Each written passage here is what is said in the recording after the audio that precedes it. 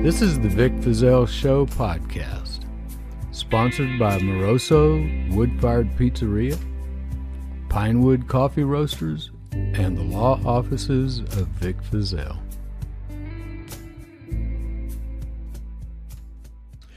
All right, ready? The widow Thompson lived alone. She didn't have a telephone. She kept her money wrapped in pink inside a box beneath the sink. A man came by and acted brash. He shot her dead and stole the cash. And now we have to solve the mystery. Detective Todd assigned the case, pursued it at a steady pace. He checked the windows and the floors and found some prints upon the doors. And then he found a muddy shoe and traced it to the city zoo and thought that he would get a guilty plea. Bobby Martin took the stand. He asked the judge to understand that working at the zoo was hard, and then he had to come and mow the yard. He stepped in something strong as glue, and that's how he lost his shoe. The jury said the killer wasn't he.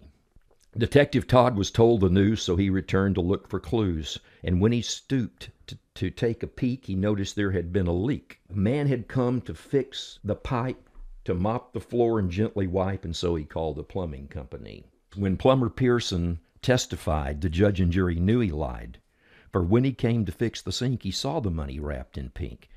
He shot the widow Thompson dead, he took the cash, and then he fled. Guilty, so the jury did agree. Wow. I love it. It's like a dark Dr. Seuss. Yes. I just did it to see if I just did it to see if I could. I love it. We're talking with Lynn Woolley. Lynn Woolley, I've known Lynn since the, early 1980s. Yeah. When you were a DJ and a reporter with a local radio station here. That's back when I was running for district attorney, when I was DA. You were here during the Lucas thing. And you wrote a fabulous book called The Last Great Days of Radio. And in that, you wrote a chapter called The Man They Could Not Hang, chapter 20. And that's a chapter about me. And I got to tell you, I reread this a couple days ago. And this is the best, most succinct telling of the story I've ever read. And there's been a lot of writing on all of this, and this is really good. Thank you very much. I've often wondered, Vic, and thank you, by the way, for having me on your podcast, but I've often wondered if you understood the title of the chapter. Tell me about it. The Man They Could Not Hang is the name of an old Boris Karloff horror movie. I didn't know that. They kept hanging him, and he kept coming back. I didn't know that. And that's that's awesome. And that's the origin of the name. I almost called the chapter Hurt and Angry.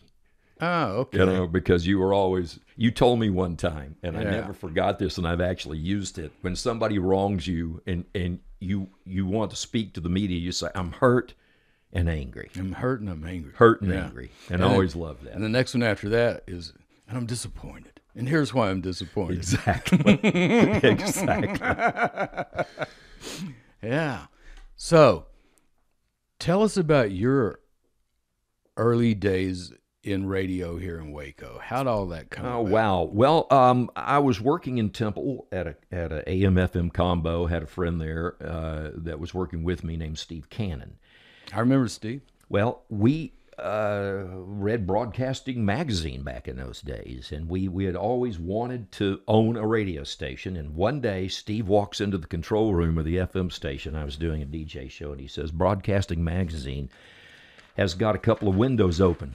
Well, a window, we don't mean in their office. A window is a filing window. They were going to open up a new frequency in Killeen and a new frequency in Temple. And Steve said, let's file on the one in Temple. Okay. So we filed on it. And that's with the FCC? With the FCC. Try to get that frequency to start a station. Okay. Put a group of people together. We those days were very interesting days. A couple of white guys could not go to Washington, file on a radio station, have any prayer at getting it. The FCC at that time was really big into minority ownership, to female ownership. So we went around town and gathered up everybody we could and put together about a 10-person organization and called it Progressive Communications. Good name. For a conservative like me, especially. And we do what we have to do. And it took us about 12 years. And we won that case. I had to fly to Washington and testify before the FCC. And by that time, I sort of moved on, lost interest in the whole thing, and I ended up, I believe I had 5% of the whole deal anyway, and I sold that to somebody and recouped all the money I had in it. But the point in bringing that up is that we were called into the general manager's office, and he said, boys, if you're going to file on another station, you're not going to work here. So Steve and I went into our office, which we shared, both had a desk in the same room. I said, well, I'll tell you what, I'll call Galen Christie over in Copper's Cove, see if he's got anything, because, he had radio stations. And Steve said, I'll call Robert Weathers in Waco and see if he has anything. I remember that name. WACO. So I said, about 10, 15 minutes goes by, and we compared notes.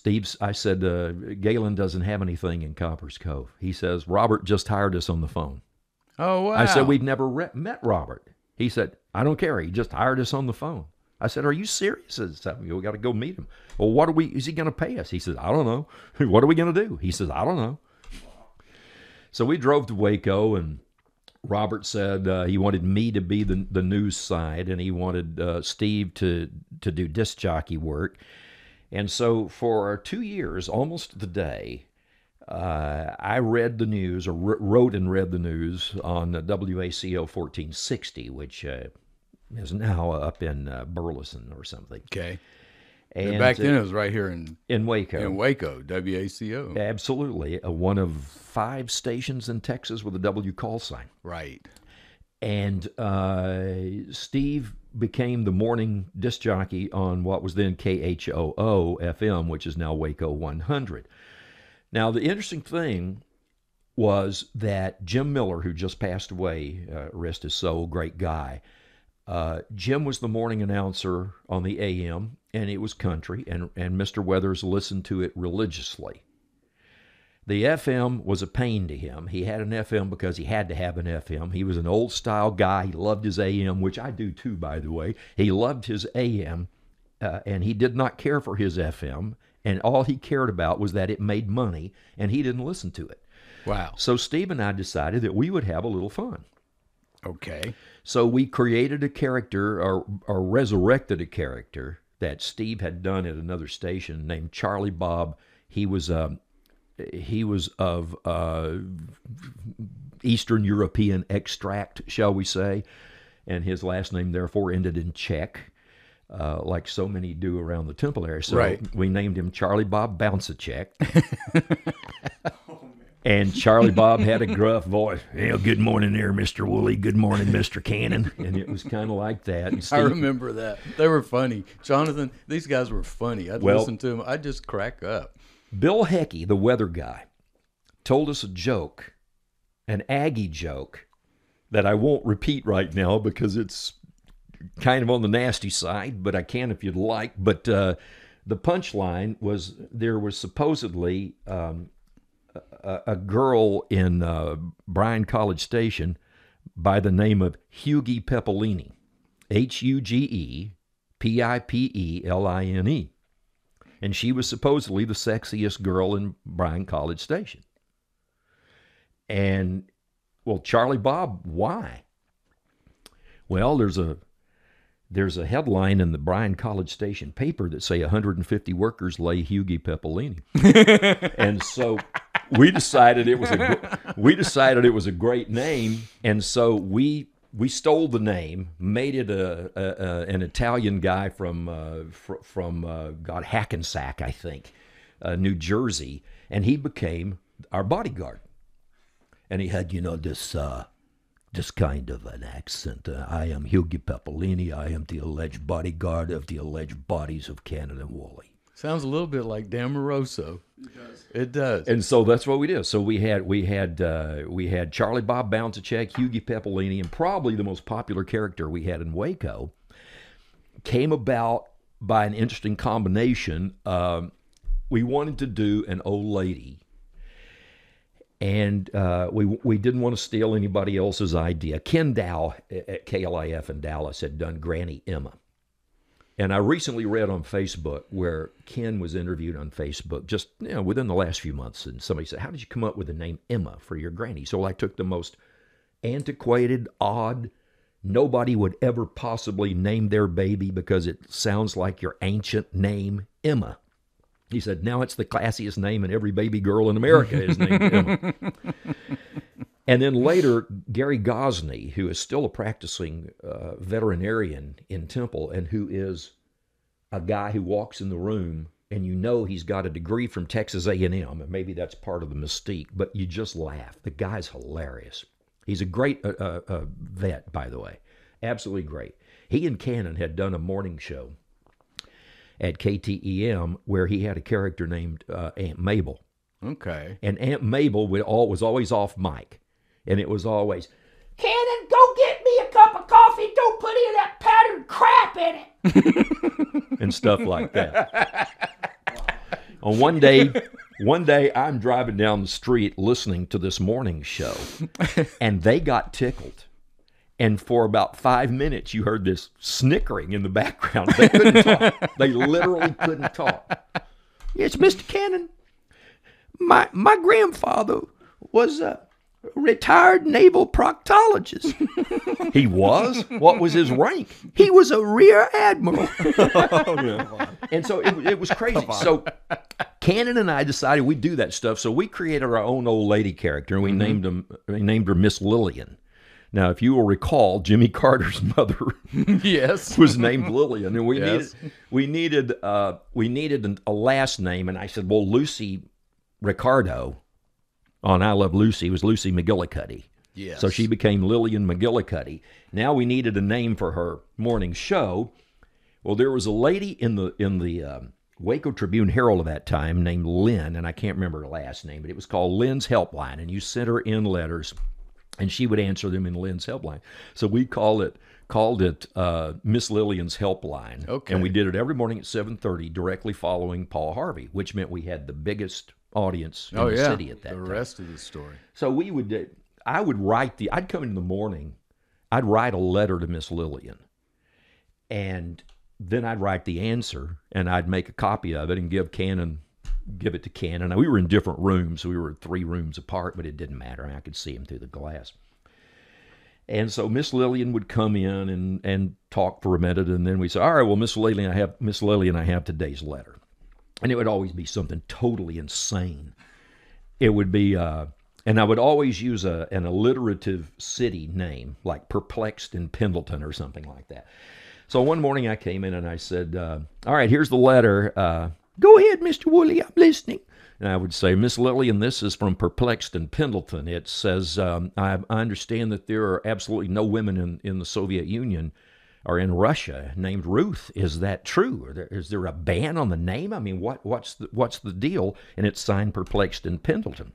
And she would go, Dear Perplexed, I have researched this very thing, and there are no women in Russia named Ruth because the Russians are totally ruthless. Oh my! And then we'd hit the jingle and play a song, and Punchline and we're out. nobody in Waco would miss that. I mean, it was so stupid. One day we got a real letter, and this perplexed me because I didn't know what to do. It was from a group of Baylor students, and the letter was to Miss Lillian. came to the station. We only got like 3 or 4 real ones. But when we did, the pressure was on. Now, you remember at that time, the president of Baylor was a guy named Herbert Reynolds. I knew Herbert Reynolds, yes. All right, so the letter said, Dear Miss Lillian, we're a group of Baylor students who want to be entrepreneurs, and we have created a designer straitjacket, and we would like a celebrity spokesperson. Who do we get? What do we call it? And it was something like Bamboozled at Baylor or something like that. And I took 2 weeks. I thought about this and thought about it. Finally, I wrote the answer. We did it one morning. And it was basically, Dear Baylor students, you should hire Baylor President Herbert Reynolds to be the celebrity spokesman for your straitjacket and call it a Reynolds wrap. Oh, that's awesome. And they contacted us and said we had exceeded their expectations. So that's how we sort of got into the deal. Now, Charlie Bob thought everybody's middle name should be Bob. Should be Bob. So I became remember Lynn that. Bob, and Cannon became Steve Bob. Steve Bob. And we began to as we picked up on the DA's race, began to refer to you as Vic Bob. Vic Bob. As yeah. you remember, and you had an assistant named John Ben Sutter, which was comedy gold for us because he became John Bob Ben Bob Sutter. I loved that. Yeah. And when we got fired after all this happened, and we came up to see you, you gave me a copy of Alex Burton's book. Yes. Alex Burton passed away about 5 years ago, dear friend of mine at KRLD in Dallas. And you and John Ben signed it, and John Ben signed it, John Bob Ben Bob. Yes. Which cracked me up. I still have this, by the way. And you said, quote, I still think you're out to get me. Oh, it was great. I haven't mentioned that in the last Great Days of Radio. Yes, you did. Yeah. It was fun. I love your book, man. It's a good book. And we are going to have a few autograph copies that we're going to sell through our website. So if you want an autograph copy of Lynn's book, you better get there quick because we are only going to have We're going to have 5. 4 or 5 of them. 5 of them. I'm almost out of them. I just have a short little stack at home. We're also going to put a direct link to, where do you have Amazon, or where can they buy it? It's at Amazon. Amazon. So we'll have a direct link how you can buy it from Amazon if we're out of the autograph copies. And if there's a big demand for the autograph copies, Lynn will get back together and have you sign some more. Okay? Well, we may have to go back to the publisher. I think I'm down to about 10. Okay. But, well, we'll just order them. Yeah, or I'll order them and you can stop by and sign them. But I want to get this book out to our listeners because I know they'll love it and they're interested in all this subject matter. All we've been talking about so far is Henry Lee Lucas. You know, that's really been in the news even recently. It started close to 40 years ago. 1979 was when Orange Sox was murdered. Halloween night, 1979. And then it just kind of has gone from there, and it's still in the news with his old confessions now being solved with DNA, and now with them knowing who Orange Sox was. They exhumed the body, was able to get a DNA match, and know that now her name was Deborah Jackson from Abilene. Yeah, the modern forensic science is amazing. It's incredible. It's growing exponentially. Everything is being revealed. There are no secrets anymore. Things really are transparent. The only problem with that is that our ability to deceive is about matched our ability to detect deception. So there can be a lot of false stuff out there. But as far as the criminal justice system goes and the DNA, I think that's really good. We got to look at photographs kind of suspiciously and recordings. But the DNA, it's so far over 30 cases, including Rita Salazar, the girl that was kidnapped from Georgetown. And her murderer is now behind bars. And it had been Henry Lucas. That's the one I dug my heels in on and got all this started. You mentioned a while ago you got the call, or Steve got the call from Robert Weathers. Tell me about Robert Weathers. Robert was an interesting guy. He has gone on to his eternal radio station in the sky, his eternal reward, some years ago. But he was... that means he can't sue me. Yeah. No, I mean, look, the witnesses that you could call about Robert that are still alive and worked for him and knew what kind of a character he was. Nice guy. He had one employee that he favored over all the others. His name was W.C. W.C. was a cat. The rest of us were just sort of there. There's so many folk tales about Robert that I, honest to gosh, don't know which ones are real or not. Apparently, one story I have no idea if is real or not was that there was somebody had planted some marijuana on the front flower bed of the station, and Robert thought it was a beautiful plant and had no clue what it was. I don't know if that's true or not. What I do know about Robert Weathers is he was a kind of guy. He knew who Steve Cannon and I were. He had a couple openings, and he didn't mind hiring us over the phone. So we drove to Waco for our initial meeting, not knowing even what our shift was going to be or anything of that nature. He built essentially a barn over on just very close to where we are now, over on Loop 340.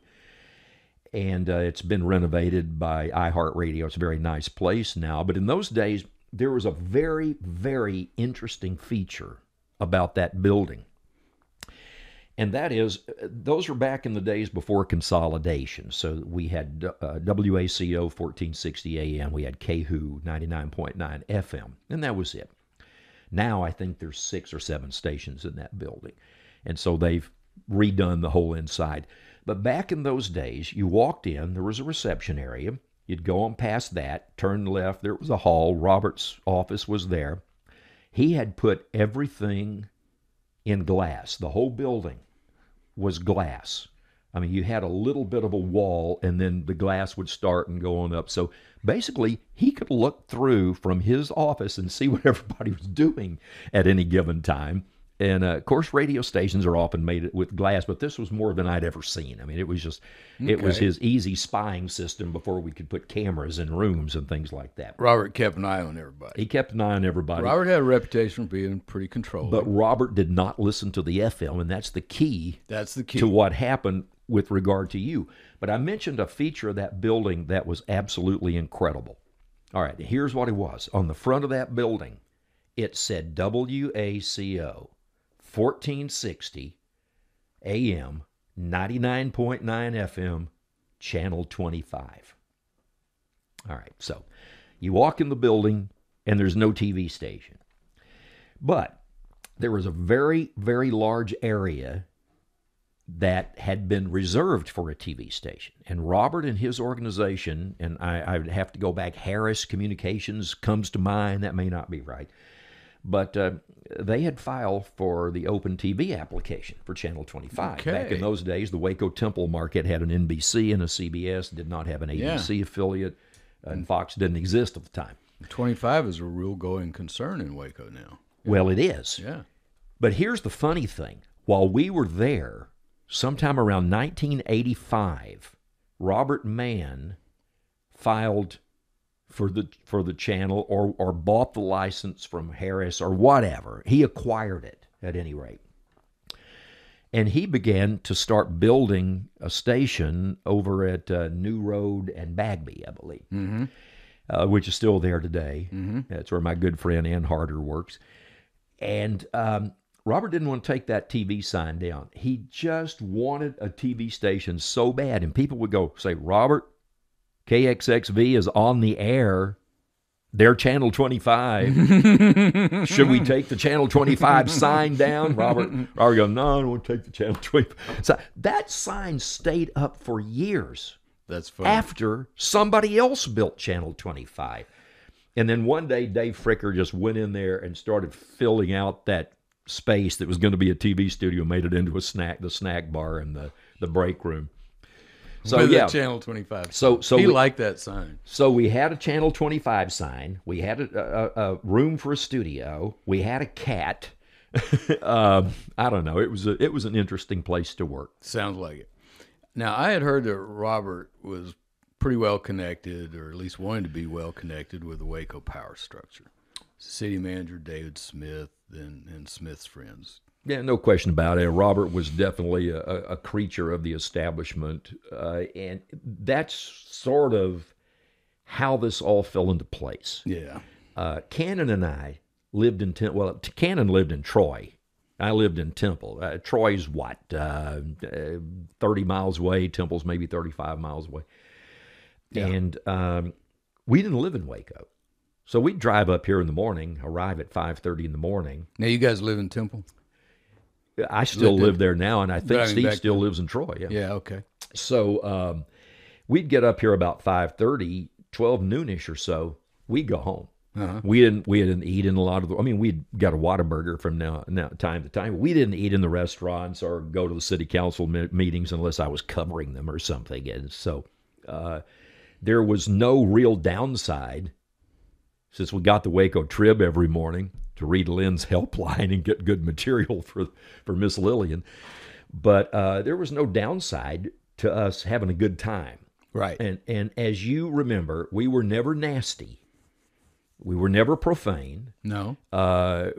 You never really knew where we stood politically because the right. characters did all the punchlines. The characters did the punchlines. You never knew who was saying the punchlines, whether it was me or Steve. You never knew that. And we went after every big name in Waco. We went after, and I'm trying to remember the name of the guy that was the head of the Waco NAACP, who actually had a very good sense of humor about this. The pastor of the First Methodist Church did not, but later got into it and kind of actually even appeared with us one time. Yeah. It was so funny. I mean, it moved, Jonathan. It moved. It had energy, and these characters played off of each other so well. I mean, it was well, really funny. I should have read an earlier chapter last night when I was reviewing the book. So I wrote this book in 1991. Understand? Wow. But there was a guy who was the guy who ran the Brazos River situation as far as when they opened the low water dam to put more water in, or when they Right. closed it to keep the river down a little bit. Right. Mike Meadows, does that sound right? Yeah. I remember Meadows. Well, every now and then he would screw up on that.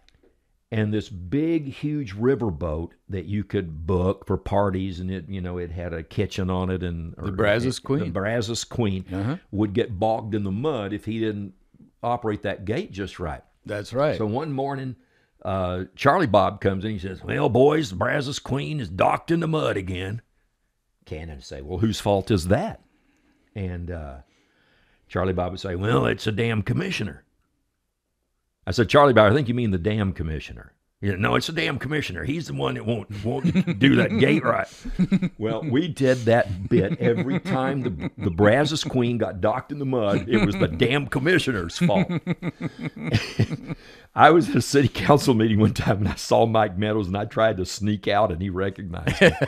And he caught me in the hall, and he said, "That is the funniest thing I've ever heard in my life." He loved it. Thought the publicity was great. Now, there was another organization that took it personally, didn't like it at all. Most of the people that didn't like it at first understood the fun and played along. But Miss Lillian got a letter one time, and it was, "Dear Miss Lillian, I'm an aspiring psychic. I want to learn how to read the future. Is there a college for psychics in Waco that I could attend? And if so, what is the name of that school?" And of course, I wrote the letter too. I always had the punchline first, then wrote the letter. Well, there happened to be a business college in Waco called 4C Business College. It stood for communication. I remember them. Yes, anyway, I remember she them. said, "Yes, there is. It's called 4C College." And they did not like that. And they contacted the station and complained. And Robert said, "How do you want to handle this?" And I said, "We'll punish them. If they don't want to be part of the show and get free publicity, screw them." So we never did anything, ignored them, never put them back on the air, never used that bit again. And That's a shame because that is a good bit. That is a good bit. Oh, it was funny on And free slides. publicity. That's I mean, the it thing. was stupid to get mad about that. there was one other person that we laid into real hard. And he's now a good friend. And when I was general manager of KNCT in Killeen, which was recently, he was the weather guy there. And that was Bill Heckey. Bill had just been hired by Channel 6.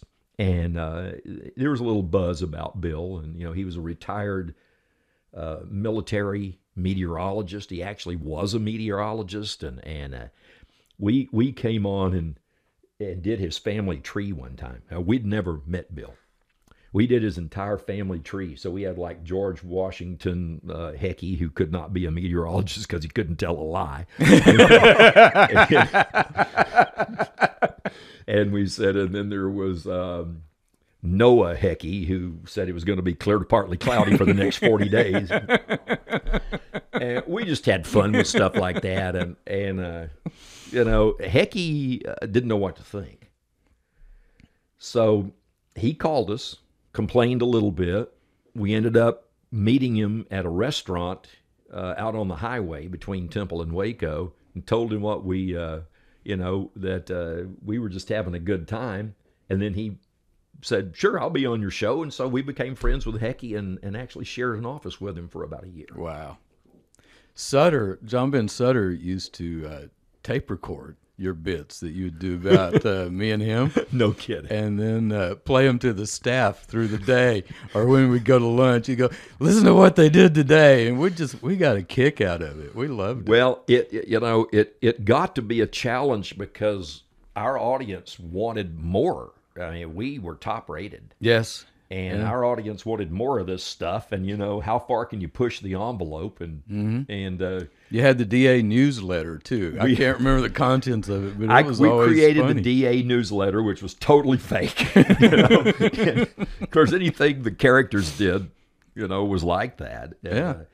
And, then, the big thing happened. And yeah, you may that's want to so talk weird. about. Thank you for listening to the Vic Feazell Show podcast. We're a primary source podcast. We don't just read about it and then talk about it. We talk about people we've known, things we've done. We're a primary source podcast. Leave a review. Sign up for our email list. And go visit our store. We have a page on www.vicfeazell.com.